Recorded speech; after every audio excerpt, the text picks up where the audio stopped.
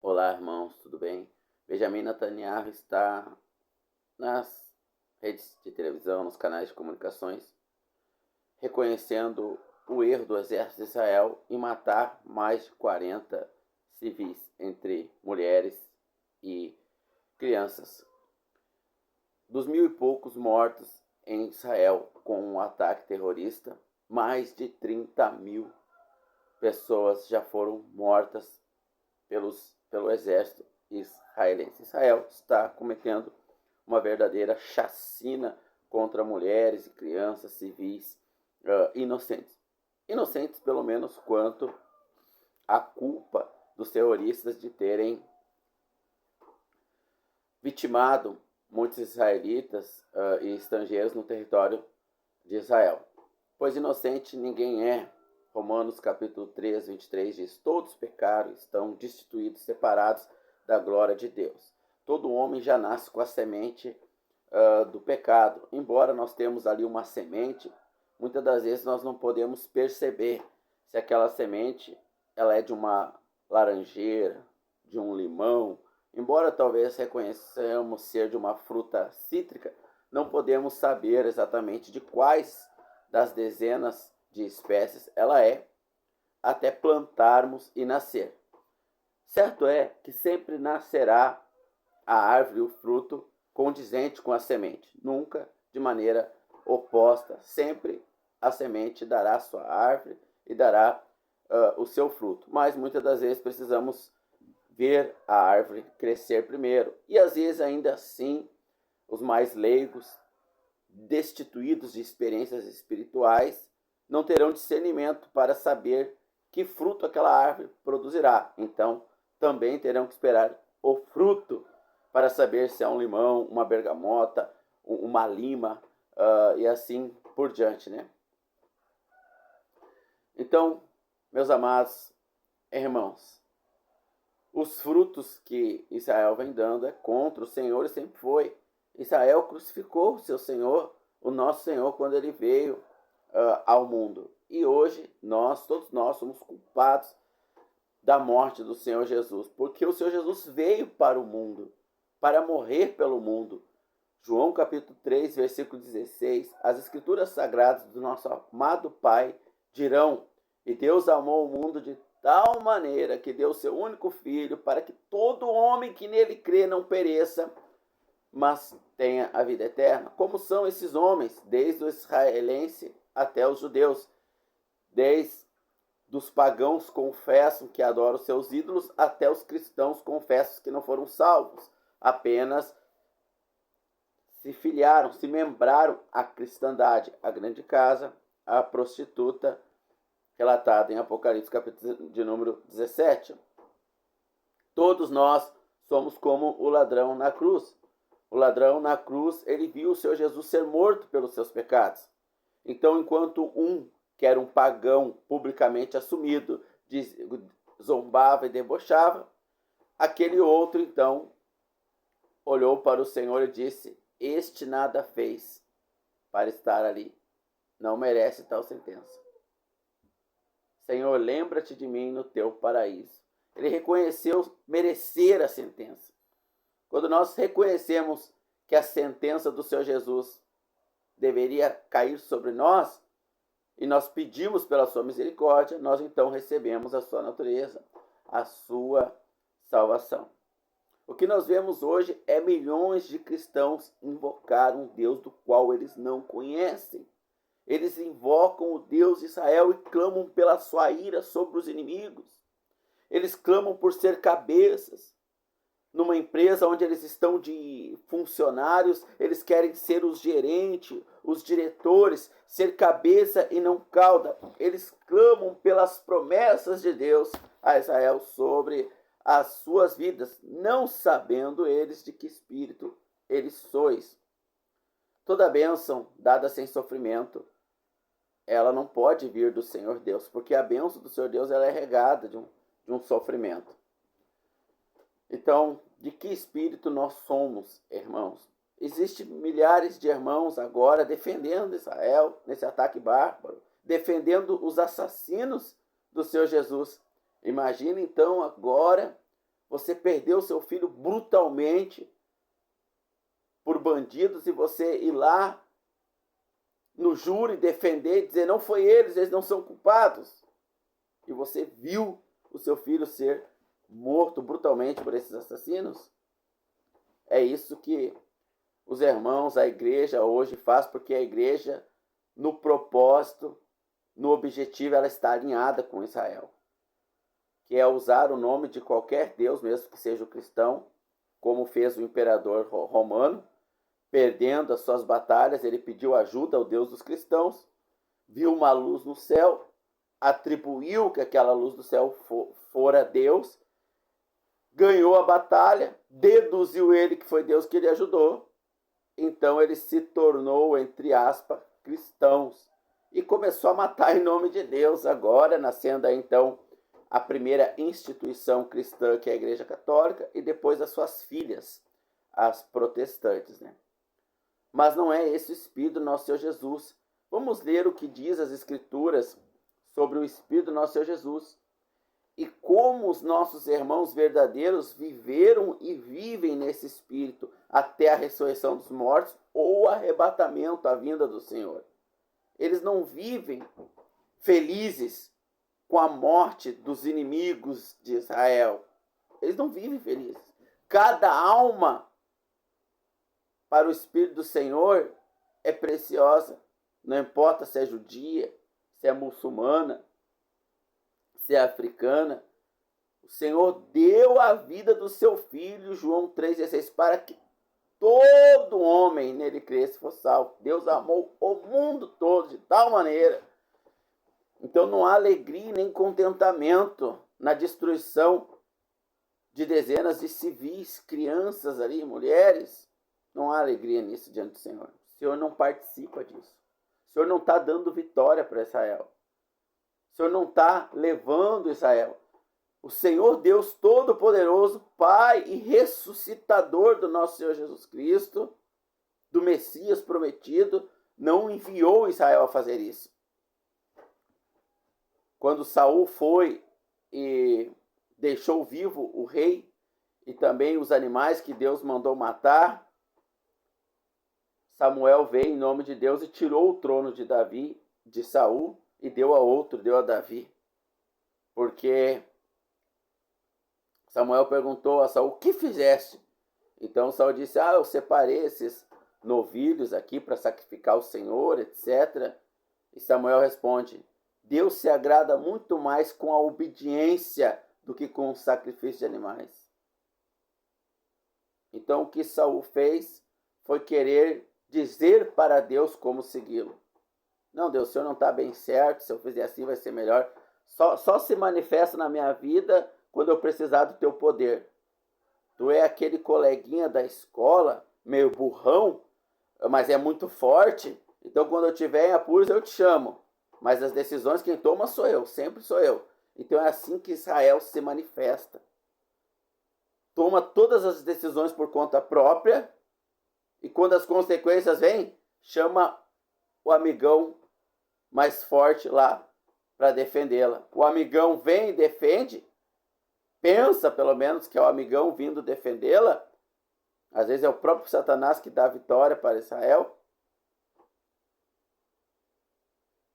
E aí logo já diz, tá bom, pode voltar lá, eu comando tudo, se um dia a coisa apertar eu te chamo de novo. E assim vive hoje a igreja confessa, a cristandade. Ela chama o Senhor Deus para as suas necessidades materiais, financeiras, físicas, emocionais, gatilhos mentais.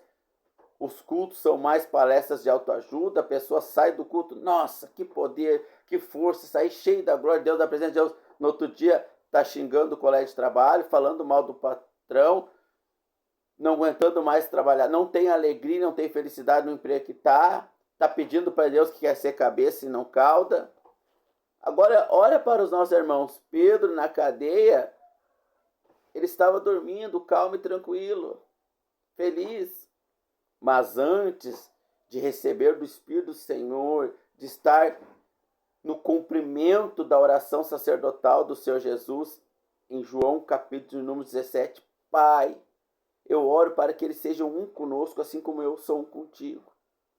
Antes disso, Pedro era agitado e seguia Deus da sua maneira. Quando os soldados vieram prender ao Senhor Jesus, ele puxou da espada, sem autorização do mestre, mas achava que fazia grandes coisas, tentando defender quem não precisa ser defendido, quem tem todo o poder nas mãos, e cortou a orelha do soldado.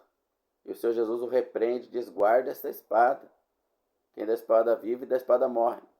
Ele, entendendo a mensagem, posteriormente, depois de longas experiências dolorosas de fracassos espirituais, ele larga a espada, ele larga tudo e ele morre.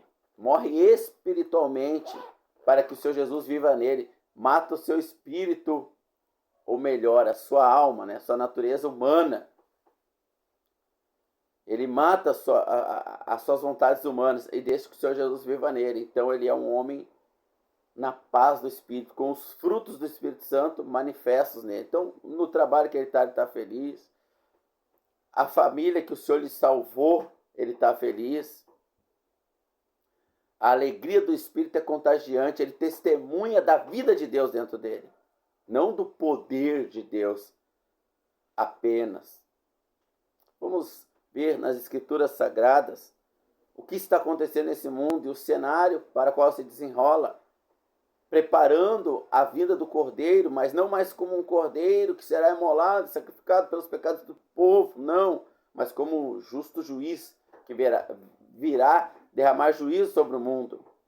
Sim, nós com o Senhor, nós iremos julgar o mundo, mas isso não deve ser o motivo da nossa alegria. Não é poucos irmãos que oram para que seus inimigos, abre aspas aqui, sejam destruídos.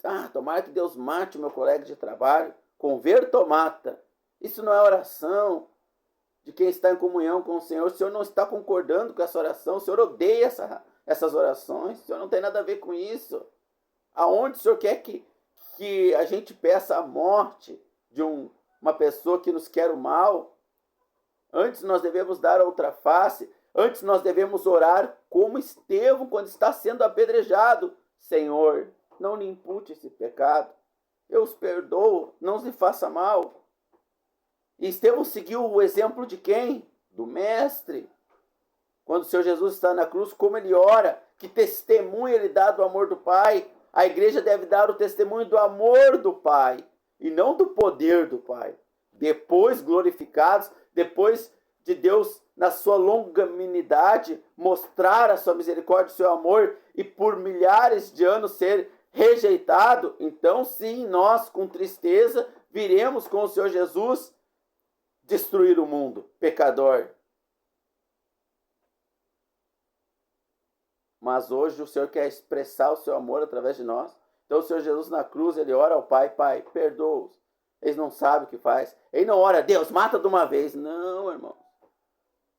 Dobre os joelhos, coloque a cara no chão, confesse ao Senhor a sua maldade, peça ajuda do Senhor para que Ele viva em você, para que Ele santifique o teu corpo mortal e testemunhe o mundo.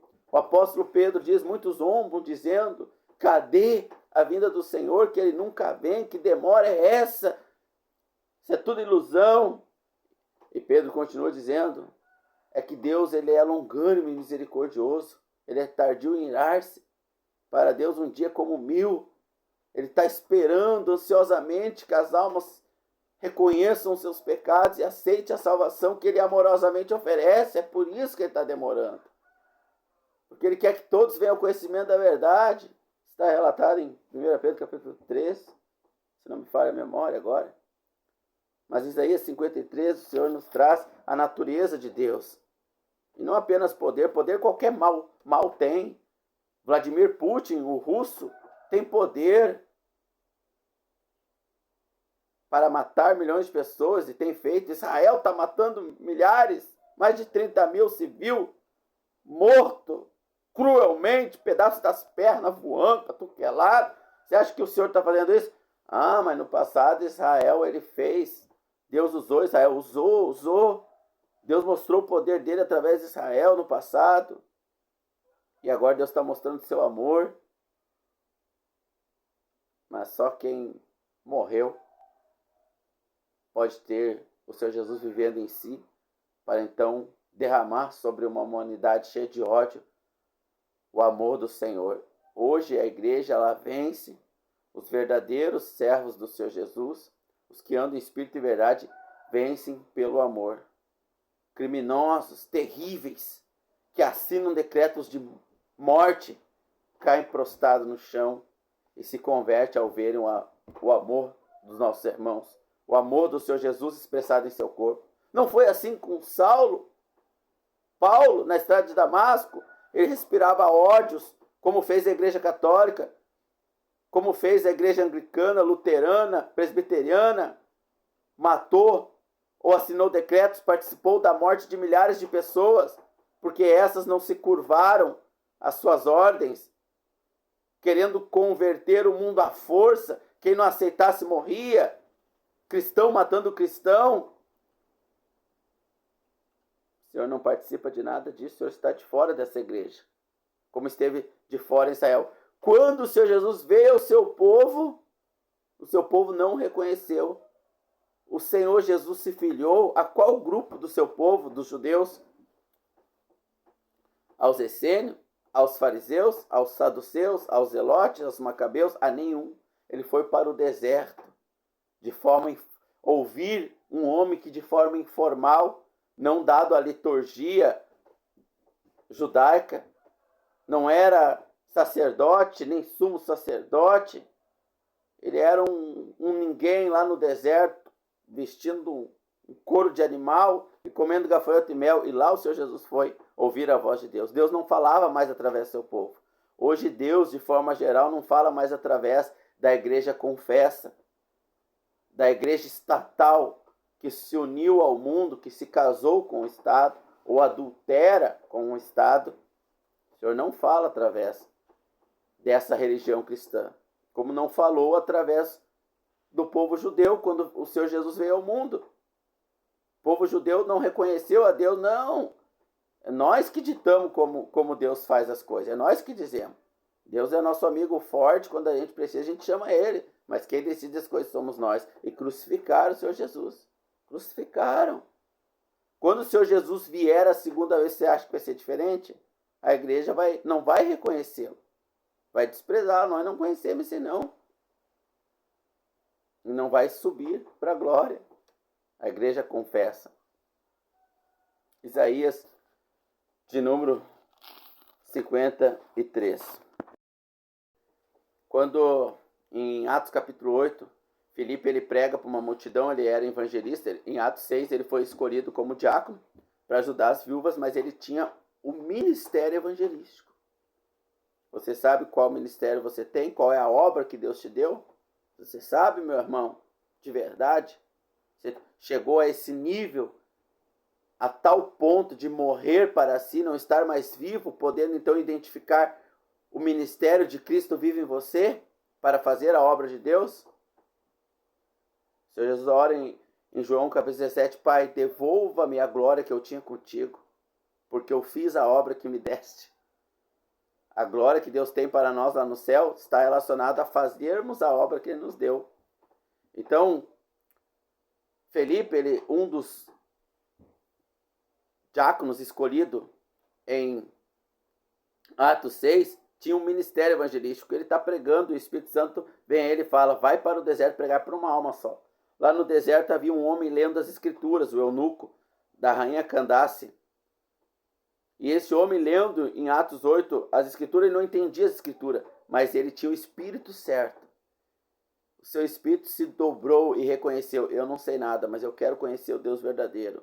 E todo espírito que faz isso, Deus vai até ele, leva um dos seus salvos e o salva. Deus leva a salvação até eles.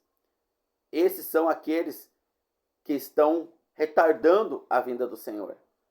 Esses são aqueles que estão tardando a vinda do Senhor, porque o Senhor não volta ainda, porque Ele conhece o futuro. Ele sabe que em 2028 vai ter um eunuco andando por aí na rua, e ele vai ter que chamar um Alex, ou um João, ou uma Maria, você talvez, para pregar a última alma, que ainda o buscará, que ainda busca conhecer o Deus verdadeiro.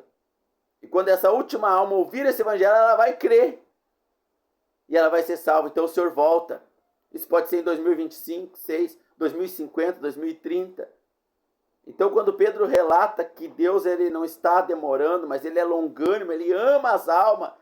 Se eu olhar para o futuro e no ano 3050, tiver uma alma lá que vai me buscar, eu vou segurar o mundo até 3050.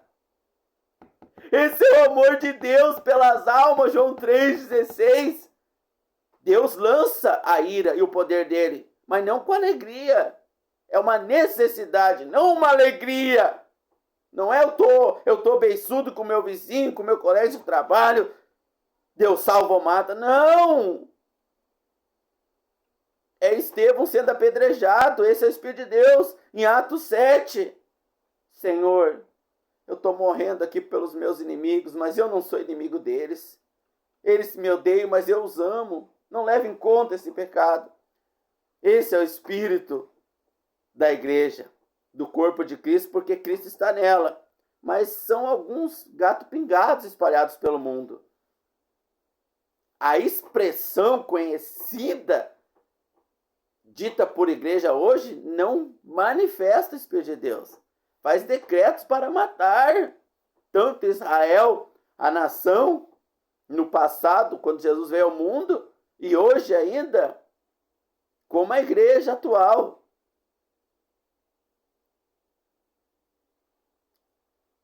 Isaías, capítulo de número 53, verso 7. Ele foi oprimido, mas não abriu a sua boca. Uma profecia ao Senhor Jesus. Como um cordeiro foi levado ao matadouro, e como ovelha muda perante os seus tosqueadores, ele não abriu a boca. O eunuco, a quem eu me referi agora, estava vindo na sua carruagem, lendo Isaías, e ele, lendo as escrituras, ele sabia que nas escrituras, o Velho Testamento da época, escritas pelos judeus foi o povo de Deus para escrever. Ele lia, Deus, eu preciso entender quem é esse, eu não entendo, Senhor, a tua palavra, eu não entendo, mas eu quero te conhecer, Deus, eu quero. Eu sei que eu sou mau e pecador, eu quero conhecer o teu amor, o Senhor existe, o Senhor é real. O Deus dos judeus é o verdadeiro, embora os judeus não testemunhem disso, dão um mau exemplo. Os Deus dos cristãos é o único verdadeiro, embora eles não testemunhem isso, dão um mau exemplo. Mas sempre tem um Filipe por aí. Sempre tem um Filipe por aí, testemunhando o amor verdadeiro. Atos 8. Deus manda Filipe pregar a quem estava lendo esse texto. 700, 800 anos depois. E através desse texto, Filipe pergunta, sabe o que está lendo? Eu não entendo, se ninguém me explicar. E Filipe, enviado para aquele homem pelo Espírito Santo, que anteriormente, um pouco antes apareceu, ele vai para o deserto, lá vai ter um homem, fale com ele, vá até a carruagem dele. Por isso que o mandamento do Senhor Jesus de pregar de casa em casa era para aqueles 70 enviados, não é para nós hoje. Nós não podemos agora pegar e sair e bater de porta em porta. Não, irmãos, não. Porque o Espírito envia a igreja. O Espírito nos envia. Às vezes eu estou indo para lá de porta em porta e tem uma alma lá. Lá não vai ter nenhuma alma lendo Isaías ou qualquer Bíblia, ou orando ou buscando o Deus verdadeiro. Lá todas vão cuspir na cara do Senhor. E para lá tem uma alma. Se o Espírito me levar, ele vai me levar até aquela alma. Oh, glórias, aleluia. Cadê o Espírito do Senhor? Cadê o Senhor Jesus vivo nos irmãos? Cadê? Isaías, continuamos então. Profecia do Senhor Jesus. Ele foi oprimido, mas não abriu a boca. Como um cordeiro foi levado ao matadouro, não resistiu. Não pegou da ponto 40, nada. E como ovelha muda perante seus tosqueadores, ele não abriu a boca. Da opressão e do juízo foi tirado. E quem contará o tempo da sua vida? Porquanto foi cortado da terra dos viventes, pela transgressão do seu povo, ele foi atingido. Pela maldade do seu povo, Israel, ele foi atingido. E puseram a sua sepultura com a dos ímpios. e com um rico na sua morte, porquanto nunca fez injustiça, nem houve engano em sua boca. José de Arimateia foi um rico que pediu, isso está em Lucas 9,52, cumprindo isso então Isaías, ele pediu o corpo do Senhor Jesus a Pôncio Pilatos, e Pôncio Pilatos concedeu. Jesus não tinha um túmulo para ser sepultado. Todavia o Senhor agradou moê-lo, fazê-lo enfermar. Quando a sua alma se puser por expiação do pecado, verá sua posteridade, prolongará os dias, e o bom prazer do Senhor prosperará em sua mão. Oh, aleluias, aleluias. Em Lucas capítulo 9, versículo 50 em diante ali, os discípulos eles estão vindo, Lucas 9,50, só abrir as escrituras e ler no Espírito certo. Eles estão vindo. Ninguém lê as escrituras no Espírito certo. Veja, quando eu digo aqui ninguém, eu me refiro ao corpo expresso no mundo. Claro que existe Filipos por aí. Existe irmãos por aí que o Senhor vai juntar na sua vinda. Existe um remanescente que o Senhor mantém fiel. Mas na expressão grandiosa não vemos. E eles foram pedir pouso em Samaria, os samaritanos não receberam eles. Então, eles voltam brabo e no espírito do egoísmo, eles fazem essa oração. Senhor, vou matar eles lá. E eles citam a 1 Reis, capítulo 1, verso 10, ou 10, 1. Senhor, quer que a gente faça como Elias? Está escrito na tua palavra. Elias orou e pediu para o fogo descer e matar todo mundo. Quer que a gente faz igual? E o Senhor Jesus responde: errais, vocês não sabem de que espírito sois. Vocês estão citando as escrituras, é verdade. O que vocês estão dizendo está escrito. Mas a letra sem o espírito, ela é morta. Ela é morta. Ela pode ser usada de qualquer forma, ela não tem valor. Satanás usou a letra. Em Mateus capítulo de número 4, Satanás usou a letra. Ele disse, está escrito, lance daqui, dará ordem aos teus anjos e eles sustentarão. E o Senhor Jesus disse, também está escrito. O Senhor Jesus também usou as escrituras. Nós sempre temos que usar as escrituras. Sempre. Nós só seremos validados nas escrituras. Porém, no espírito do Senhor, não no espírito de Satanás. Da carne ambiciosa. Então o Senhor Jesus responde, errais, vocês não sabem de que espírito sois. O Filho do Homem veio salvar o homem, o pecador, e não destruí-lo. Então os irmãos oram, Deus, destrua, mata. Que bom que Israel está matando os inimigos. Onde? Onde é bom isso? Onde? Por isso não há paz, há só revolta, há só agressividade, frustração no coração dos irmãos, porque eles não sabem de que espírito sois, eles não andam no Espírito de Deus. Hoje o Espírito de Deus está no mundo manifestando seu amor. Ele virá em juízo e nós viremos com ele. Nós iremos vir com ele da glória, do alto. Se nós estivermos mortos, nós seremos ressuscitados. Se nós estivermos vivos, nós seremos transformados num corpo que não morre mais, que não sente dor, sede, nem frio. E subiremos até ele e viremos julgar o mundo e destruiremos o pecador. Mas isso não é bom. Não é o que Deus almeja. Ele almeja salvar todos. E Deus amou o mundo de tal maneira que deu o seu Filho para que todo aquele que nele crê não pereça, mas tenha a vida eterna. Deus quer que todos creiam. O apóstolo Pedro vai dizer, 1 Pedro capítulo 3, e Deus não está demorando, é que Ele quer que todos venham ao conhecimento da verdade. Todos. Ele quer amar todos, Ele quer todos em sua família. Mas a grande maioria não irá crer e obedecer e serão destruídos pelo poder de Deus. Mas hoje, no seu corpo, que é a igreja, o Senhor quer expressar o seu amor. Na estrada de Damasco, quando Paulo vai perseguir os cristãos, como é que os cristãos venceram Paulo? O corpo de Cristo, no espírito certo, com a ponto 40, esperando Paulo vir. Quando ele viesse, ó, pá, foi assim? Não foi assim. O Senhor Jesus aparece para Paulo. Paulo, por que me persegues? E Paulo estava perseguindo quem não resistia. quem estendia as mãos e ia como ovelha muda ao matadouro. Paulo estava perseguindo. Paulo estava lá na morte de Estevão, consentindo, vibrando de alegria, porque ele andava em si mesmo, na sua arrogância,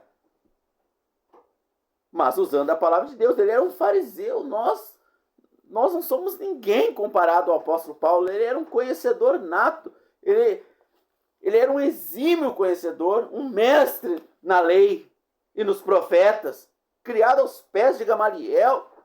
O apóstolo Paulo era doutor na letra, mas não servia de nada diante de Deus. Ele mesmo disse: tudo que eu conhecia da letra, eu considerei esterco e lixo pela sublimidade de Cristo em mim. Então Paulo é convertido ao amor do Senhor Jesus. Ele se torna membro do corpo do Senhor Jesus. E ele toma na cara, chicotar. Ele nunca reage fisicamente. Ele nunca bate nos seus agressores. Ele nunca injuria os seus agressores. Nunca deseja a morte dos seus agressores, mas o arrependimento. Quando ele está sendo condenado, ele fala: gostaria que todos fossem como eu, exceto essas algemas aqui que eu carrego.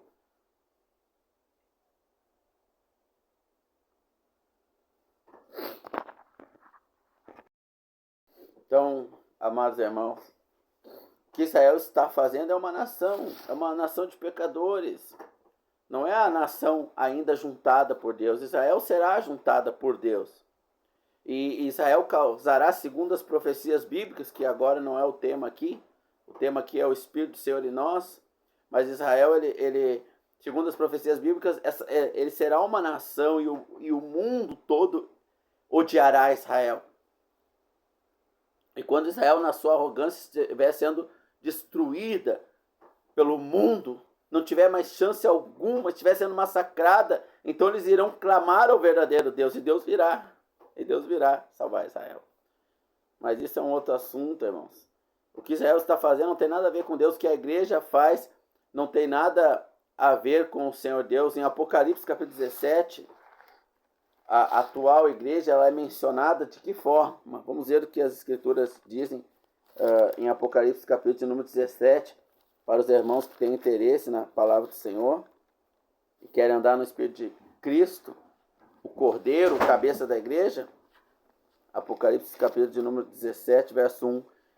E veio um dos 7 anjos que tinham as 7 taças e falou comigo, dizendo: vem, mostrar-te-ei a condenação da grande prostituta que está sentada sobre muitas águas, com a qual se prostituíram os reis da terra, e os que habitam na terra se embebedaram com o seu vinho da prostituição.